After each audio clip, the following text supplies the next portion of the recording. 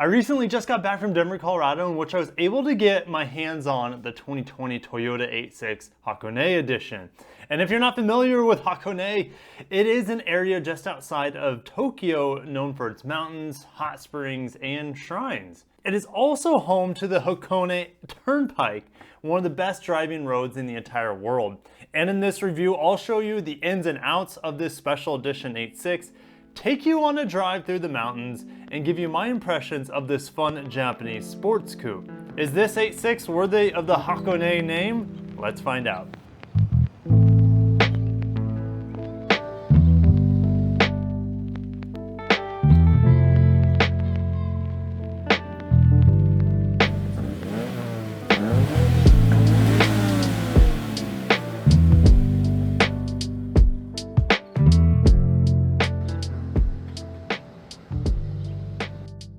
Here on the inside of the Hakone 86, the first thing that jumped out to me, other than the beautiful tan seats, they're awesome with the Alcantara, but the first thing that jumped out to me is how spacious this area is. And a part of why it feels so big to me is because I spent the last couple days in an MX-5 Miata, and that is a very, very compact space. The steering wheel fits nearly perfectly with my hands, and it is accented with this bronze stitching or this tan stitching that matches the seats and the wheels. Now the gauge cluster seems a little outdated. The backup camera is in the mirror, which I haven't seen in a car in probably about 6 years. The heating and cooling dials are very simplistic, very easy to use, although they look a little outdated at this point in time. The touchscreen is a home run. It's so easy to get to, so easy to use, and yeah, Toyota did a great job with it, and it's awesomely accented all the way around by this Alcantara. Now the back seats, you're not going to want to use them because most people have legs, and you're not, unless you're a pirate with stub legs or something, you're not going to be able to fit back there. The e-brake is in the perfect spot for me. I really like it being close to me. And the MX-5 that I was in, it was on the other side of the shifter console, and it was at a weird angle and it was bulky. This thing is small and it's close to the driver. The shifter, it's okay. And with my hand just resting on the adjustable armrest, when I put it into third gear, I have to move my elbow off of the armrest. So it's not a very ergonomic setup for the shifter, which is really unfortunate because you're always shifting. Now, fourth gear, sixth gear, second gear, that is all in a fine position with the armrest, but ideally it's not the armrest that's the issue. This shifter needs to be brought back a couple inches. With this Hakone edition, you have Alcantara on the seats as well, and they're pretty comfy. The downside is that the bolstering is too aggressive for my liking. It's too narrow around my midsection. So although the cabin in here is much, much bigger than the MX-5, the seat is smaller. So you have this weird paradox that it's, oh, it feels bigger, but it actually feels smaller at the same time because the seat's kind of constricting me. But the positive end with this bolster is when I'm pushing this car in the turns, or if you guys take it to a track or something like that, it's going to keep you in place. But on the daily basis, when most of us are probably commuting in our cars like this, you don't need to be hugged all the time. So it would have been nice if there would have been some adjustability with that, but I understand that comes at a price. Now, speaking of price, the sticker price on this is just under $31,000. And compared to the MX-5 I was in yesterday, that was around 35 grand. So about a 5 grand difference. There's no sunroof on here. I can't take the top off like that car, but this car is going to be much better for bigger people, or if you need extra space. The back seat's pretty much worthless, but you could stick one kid back there if you need to. But overall, I do like the interior. I love the steering wheel. The seats are pretty good despite the bolstering. Touchscreen is perfect. Shifter is good. It's just a little far out of reach for my build, but it's definitely a very livable interior. So the Hakone 86 is a special edition, and the looks of it are definitely striking. The green Hakone green paint is gorgeous. I love the metal flake, and when you get close to it, it even has a little bit of orange and red brilliance when the sun hits it. The bronze wheels are amazing. I think they look perfect with that green paint. And the rear wing on this car is really cool. It's pretty high quality. I was expecting it to be like a flimsy, cheap plastic rear wing. No, like it is a solid piece of steel. And probably my favorite part of the looks of the 8.6 in general is the rear end with the dual exhaust with the large tips. I just think it looks really sporty, really good. Now the Hakone 8.6 is based off the Grand Touring trim. Comes with a lot of things like heated seats, but you cannot get the larger 18-inch wheels that are an option on the Grand Touring trim.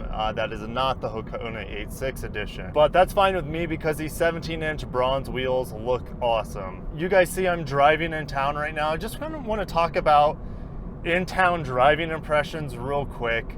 I already talked about the shifter and how it's just a little awkwardly too far forward, but I can get used to that. What is hard for me to get used to is the friction zone of the clutch. It bites when the pedal's almost all the way out. Whereas the MX-5 I was in the other day, it was on the opposite end, close to all the way down. That's what I prefer. I feel like it's a lot easier to control with your ankle. When it's at the top of the pedal, it's less accurate because I have to move my whole leg to be able to modulate the clutch instead of my ankle. So it's more difficult for me in this car to have a smooth driving experience. But with a little bit of practice, I can do it. I just don't prefer this style of clutch. Now I gotta talk about the brakes. The brakes are good. The brake feel is bad. It's the typical Subaru brake feel where you press on the brakes and there's no progression in the pedal. And you have to stomp on these brakes to get the car to stop, compared to pretty much any other car that will just come to a gentle stop as you lay into the pedal and the natural travel of the brake pedal.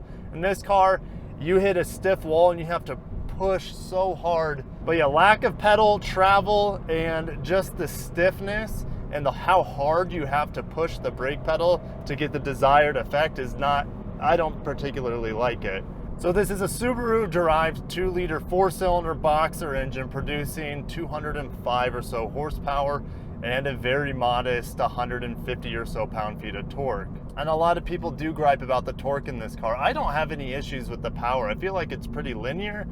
It's easy to control, easy to master in the manual with the manual transmission. And compared to the MX-5 that I drove the other day, I feel like it does have more power in the mid-range, where the MX-5 kept screaming to the 7,000 RPM rev limit. And this has a similar rev limit as well, but it doesn't feel like it gives you a whole lot of power as you climb higher in the rev range, where the MX-5 felt like you were getting more power as the revs climb to the 7,000. Now fuel economy, I'm getting about 28 miles per gallon, and I'm driving this pretty much the same, if not a little bit less aggressive than the MX-5. The MX-5 I was getting over 42 miles per gallon. And I need to talk about one annoying feature of this car is the Rev Hang. When I'm trying to shift gears and I'm pushing it, you can hear that Rev Hang.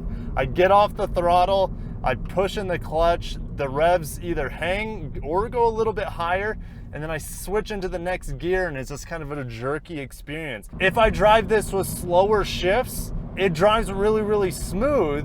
I feel like you're not rewarded for shifting fast. You're punished for shifting fast because of the Rev Hang.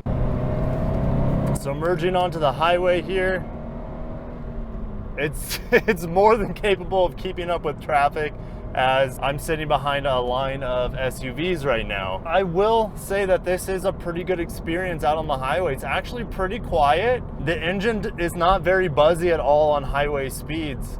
Compared to the MX-5 that I drove, that thing was a little bit more noisy, a little bit more road noise as well, a little bit more buzziness from the engine, especially because it seemed like the RPMs in 6th gear at normal highway speeds were just a little bit higher, a little bit more buzzy. So while the MX-5 in a sense is a better commuter because it gets better fuel economy, I feel like this is just a little bit more comfortable in terms of space, versatility. The back seat folds down, the trunk is way more usable, and yeah, like it's just a much more versatile vehicle than the MX-5. Now driving on these mountain roads, this is the highlight of this car to me.